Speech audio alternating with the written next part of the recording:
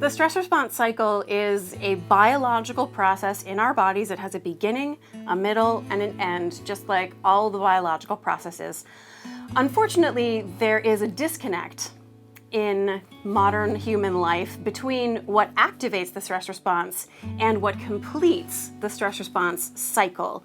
So the things that actually cause our stress, like traffic and our kids and money and the fate of the world, are not things that we can escape from, like a lion, which is what the stress response is built for. It's to help us run away from the lion. Instead, things you can do to complete the stress response cycle, separate from whether or not you solve any of the problems that caused your stress, are, number one, run. Any physical activity that makes your body feel as though it has escaped from a lion. It could be actually running, or the elliptical machine, or your Zumba class, or just dancing it out to Beyonce in your kitchen, or just tightening all your muscles for 10 slow counts and then relaxing them. That's going to allow your body to feel like it's in a safe place again. Or if that's not effective for you, and it's not for everybody, a 20-second hug. Finding someone you love and trust enough to hug for 20 seconds. 20 seconds is an awkwardly long hug if you don't really like the person that you're hugging. So someone that you do like and trust enough to hug for 20 seconds. You support your own weight, either standing over your own center of gravity or sitting. Wrap your arms around the person and let your body return to a state of safety with the change of neurochemicals. Your heart rate will lower, your blood pressure will decrease, and you'll feel totally different. Just 20 seconds. And third, a good night's sleep. Sleep is important for so many reasons, but one of the many things that can complete the stress response cycle is an actual full night's sleep. It's actually true that if you sleep on it, you'll feel better in the morning. there is some evidence that there's a biological difference in the way people born into female bodies process stress versus the way people born into male bodies process stress. Most of this evidence comes from animal research. So, for example, when they take rats and they stress them out chronically by doing things like pouring water on their nests or tilting their cages or flashing lights at random intervals, right? Their stress level goes up, and then they drop that stressed rat into a little tank of water. It's called the forced swim test. And the rat will swim and swim and swim and swim and swim and swim. And the question is, how long does a stressed rat continue swimming until it just gives up and stops trying? And the answer is, it depends on the rat's sex.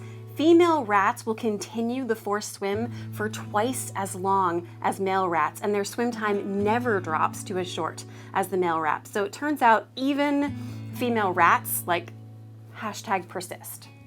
And whether or not the rat's biology directly corresponds to human female physiology, the fact is that we do live in a world where human females are more likely to get home and find that someone has metaphorically poured water on their nest.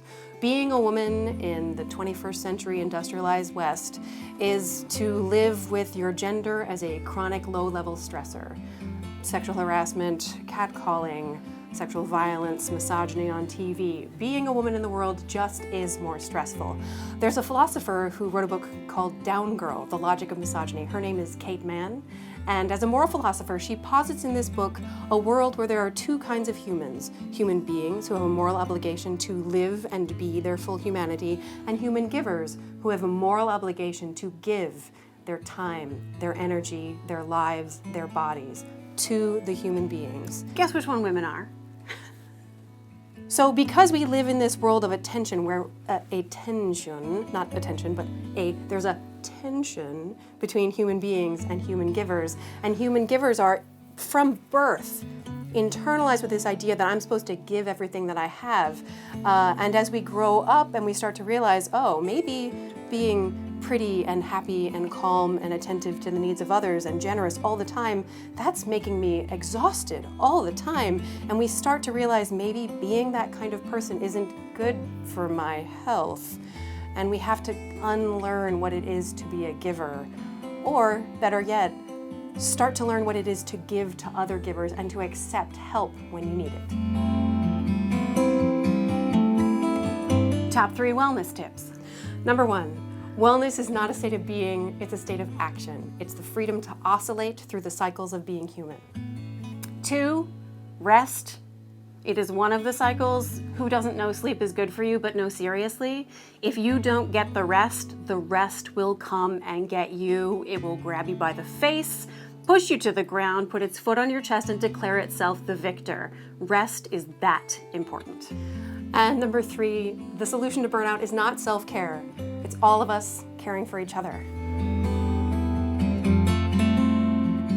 My sister has a Ph.D. in public health and a master's degree in counseling, and my doctorate's in choral conducting.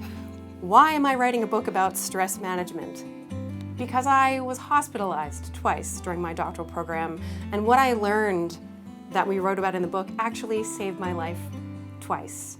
The first time I was in the hospital, they didn't know what was wrong with me. They knew my white blood cell count was off the charts, and they told me to go home and relax. It's just stress, they told me, and I had no idea what that meant or what to do. And Emily has always intuited her whole life, like feelings, how to do and she started bringing me books.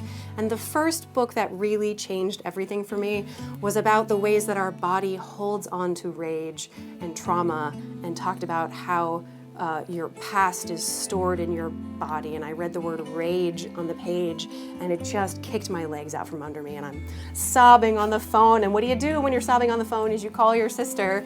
What? My sister has a PhD in public health though, so I'm extra lucky. What this book says that rage is held in your body? Is that real? It's true, it turns out. Literally, it's not just a metaphor. It's not just a metaphor. Rage is an actual thing, and it actually is held physically Physiologically in your body. And what it had done to me was destroy an organ. The next time I was in the hospital, it was a little too late for me to learn this, so it destroyed my appendix. They took it out, and I got a chance to start over.